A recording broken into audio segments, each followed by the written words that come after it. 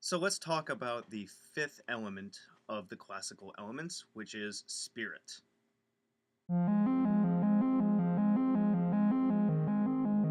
So the element of spirit goes by many different names across cultures, but it's pretty much the same kind of universal idea.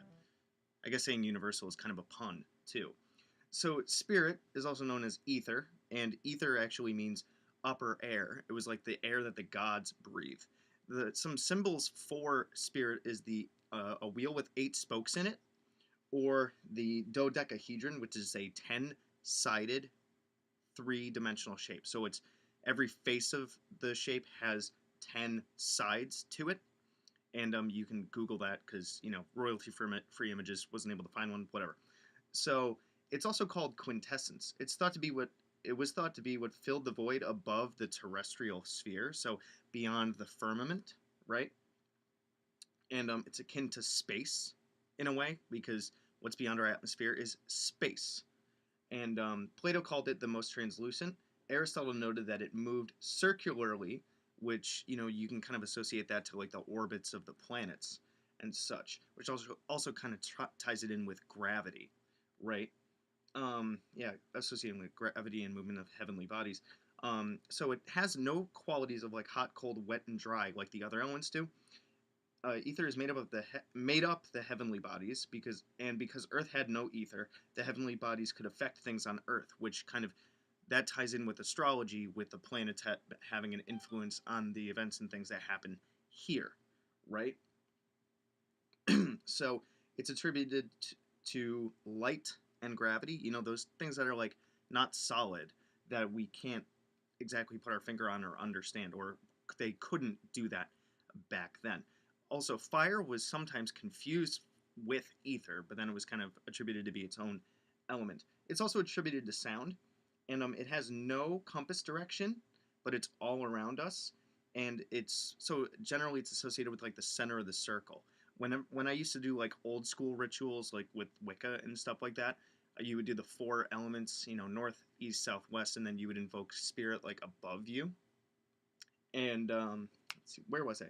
It's associated with the Fool card of the tarot. It doesn't have a particular season; it's all seasons. So it's really all things, kind of, sort of in a way. Its colors are white, gold, purple, violet. It's also been associated with black too. Is one other thing that I noticed.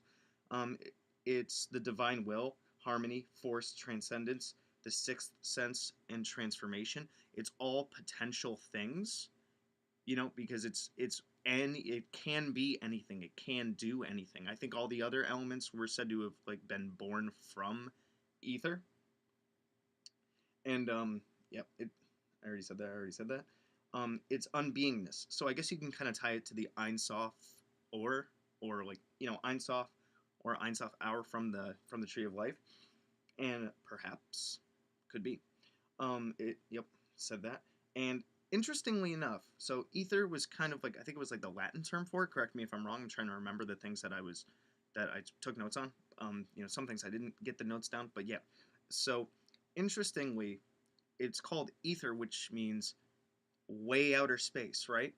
But the Persians called it akasha, which really means inner space. So once again, tying this like I always do to like the Simon Necronomicon and everything, the Arzir, which is far out there, right, was also seen to be far deep in here. So inner space, outer space. It also goes along with the as above, so below, as within, so without.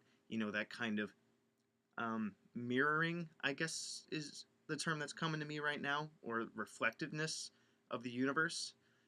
And that could tie into like attracts like and law of similarities and things like that. So spirit's a really interesting element to work with, and I think that we mainly activate it when we are doing things in other realms through astral travel or anything with like the mental and astral planes.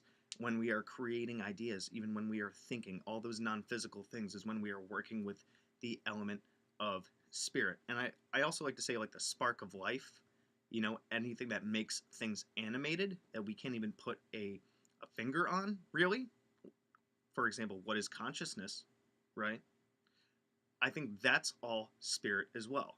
So let me know what you guys think spirit is, what you attribute it to, and what it means for you, and even how you use it as a vehicle or a tool in your workings. Yeah, drop that stuff in the comments. Let's start a conversation. You can also find my email at the end of this video. So let me know what you think. Thanks for watching my video. So if you want to check out my playlists, I have, among others, the Simon Necronomicon, the Tree of Life, General Magic, Tulpamancy, a playlist on my books, the elements, stones, the theories that govern magic, and the gods and goddesses of Mesopotamia. If you want to check out my books on Amazon, I have Creating Consciousness, Magical Mechanics, Magical Theater, Handy Sigil Magic, and The Guide to the Spheres and Beyond. You can also find me on Facebook at Magickology YT.